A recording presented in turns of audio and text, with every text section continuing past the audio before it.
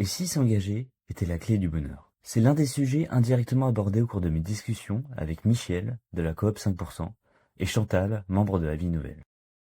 Tout le monde veut un monde meilleur, humaniste, fraternel, mais en fait ça se construit, ça se fait pas tout seul. Et le monde humaniste, meilleur, fraternel, on le fabriquera que par nous. C'est pas des gens qui veulent de l'argent, qui veulent faire des bénéfices. On peut pas demander ça à des grandes entreprises. Il y a des gens humanistes dans les grandes entreprises, bien sûr, mais c'est pas le rôle d'une entreprise ou voilà d'être humaniste. Et les associations portent bien ce côté-là. Et d'ailleurs, j'ai appris il y a pas longtemps, alors il faut que je vérifie, parce que moi je vérifie quand même, parce qu'il y a beaucoup de fake news. À la télé, ils ont dit qu'il y avait 18 millions de Français qui avaient un lien avec les associations, soit par une adhésion simple, soit par un engagement, soit par des petites aides. Si c'est ça, ça fait presque un tiers, hein, parce que les 70 millions, mettons, mais pas les enfants. Donc je trouve que c'est assez puissant.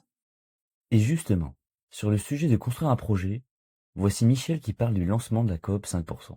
C'est d'avoir des personnes qui ont fait le constat d'une économie un peu absurde, où on produit, on consomme, on jette, en sachant que ça c'est un vieux débat aussi. Hein. Est-ce que consommer plus nous rend plus heureux? Ça c'est une vraie question.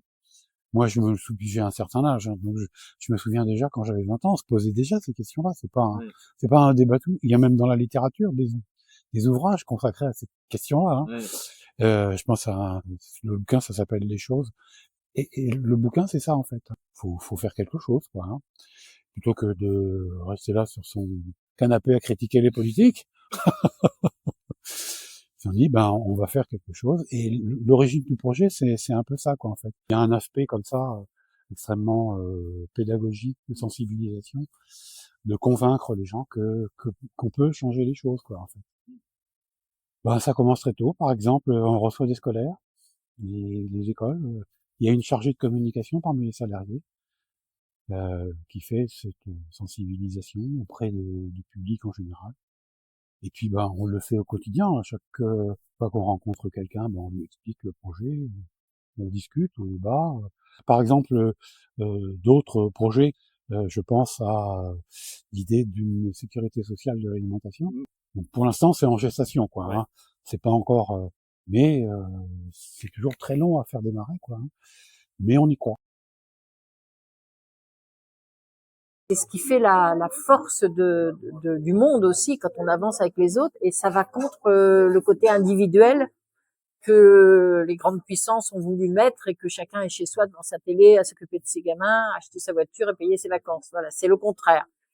Et du coup, on s'aperçoit, alors moi je m'aperçois, mais plusieurs personnes ont fait une analyse, que les personnes qui ne sont pas reliées à des associations comme la Vie Nouvelle, mais il y en a d'autres, hein, moi je fais partie du mouvement pour une alternative non violente, c'est proche, eh bien on s'aperçoit que ces gens-là ne sont pas aigris ou découragés en regardant les infos, ou découragés par les problèmes qui nous entourent, voilà, par l'écologie et tout ça. Et du coup, c'est des gens qui restent actifs dans la joie, joyeux, c'est le mot, hein, et dans la vie, et avec toujours de l'espoir. Du coup, je trouve que, voilà, moi, j'adorerais que chaque personne soit reliée à une association comme ça, parce que le monde, il serait différent.